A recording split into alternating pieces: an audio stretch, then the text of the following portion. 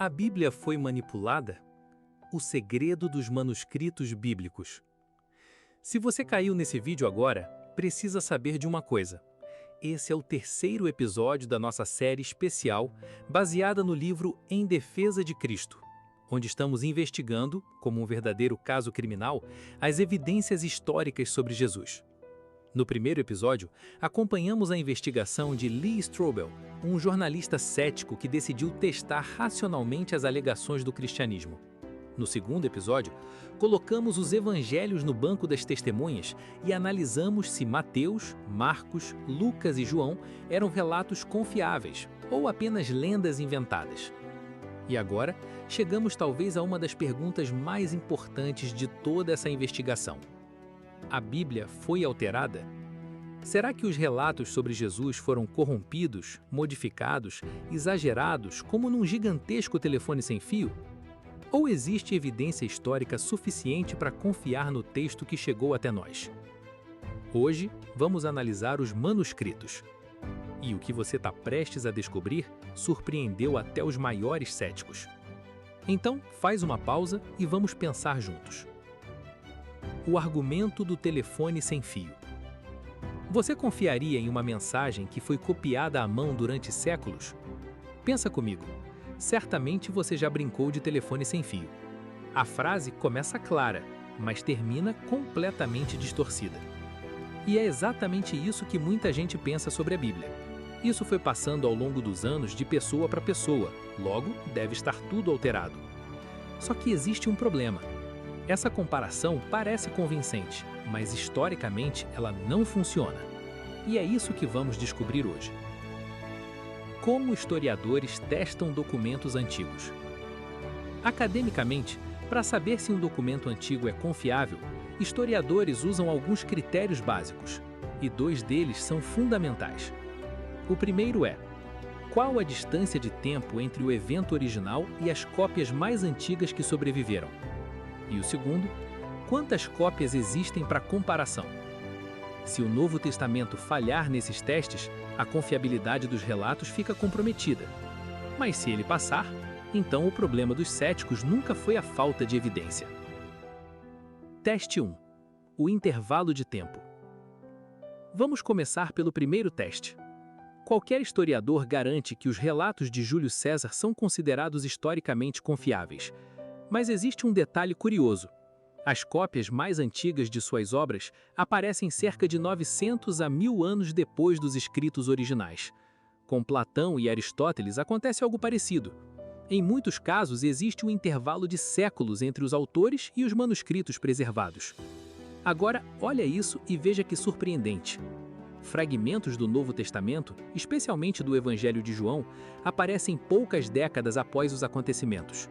E cópias completas do Novo Testamento surgem dentro de aproximadamente 200 a 300 anos.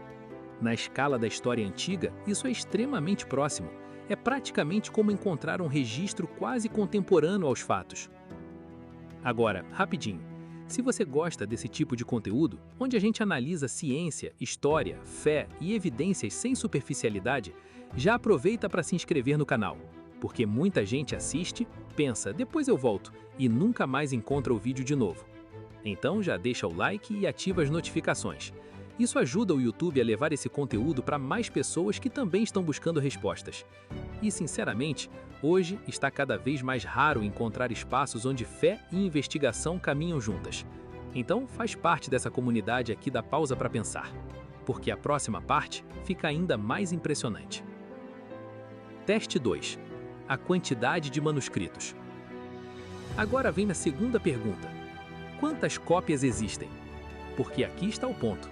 Se existe apenas uma cópia de um documento, é fácil alguém alterar o texto. Mas quando existem centenas ou milhares de cópias espalhadas em regiões diferentes, você pode comparar os textos e identificar cada uma das alterações. Então, vamos aos números. As obras de César possuem poucas dezenas de manuscritos relevantes. A Ilíada, que já é considerada extremamente bem preservada para os padrões antigos, possui cerca de 600 cópias. Agora segura isso. O Novo Testamento possui mais de 5.800 manuscritos em grego, Você não ouviu errado.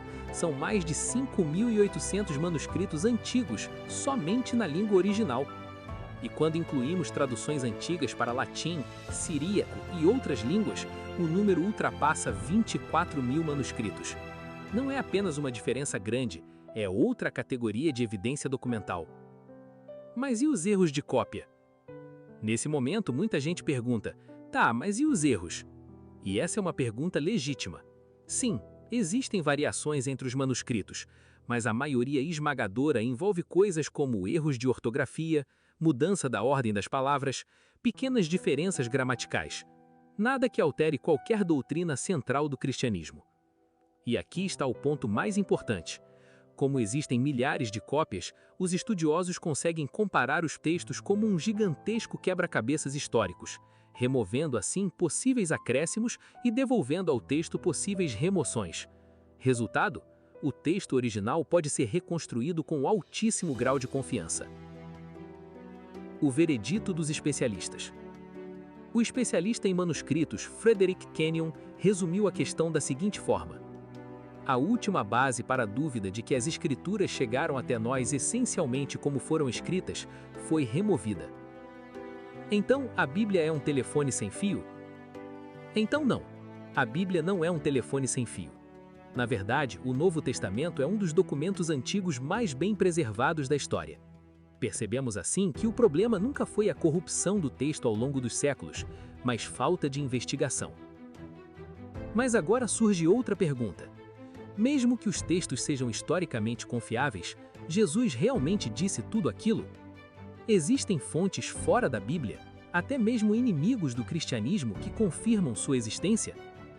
No próximo episódio, nós vamos seguir essa pista, e o que você vai descobrir pode te surpreender.